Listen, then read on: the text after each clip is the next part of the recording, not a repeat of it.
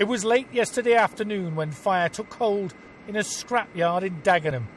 Quickly the blaze engulfed the 1,500 tonnes of junk metal stored there, and fire crews from across London were called in. At its height there were 20 fire engines and more than 120 firefighters toiling to put it out.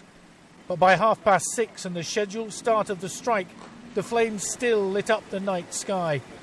Nevertheless, most of the firefighters left their posts and walked away, but not, they said, before ensuring the blaze was under control and safe. We would not leave it if we thought it was dangerous. And there's no risk to life, so... There is no risk to life. We wouldn't do that. We wouldn't risk somebody's life for this. Okay. It's not worth that. Senior officers and private contractors were left to work on, but the Fire Brigade's union was unapologetic.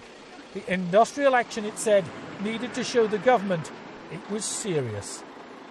We are trying to twist the government's arm. Clearly, we want to put pressure on the government to resolve this. They are walking away from negotiations. They're trying to play that it's the employer's fault, it's our fault. The government needs to sit up and take notice and actually sit down and negotiate this.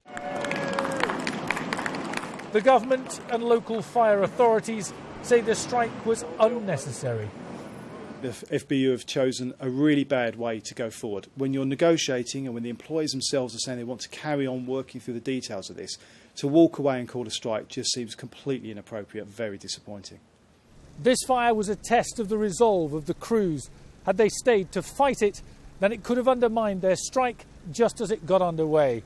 But had they left it, knowing it to be unsafe, then that could have undermined what public support they have for their dispute over pensions. The walkout in England and Wales only lasted a few hours. The dispute over fire service pensions has been unresolved for 2 years.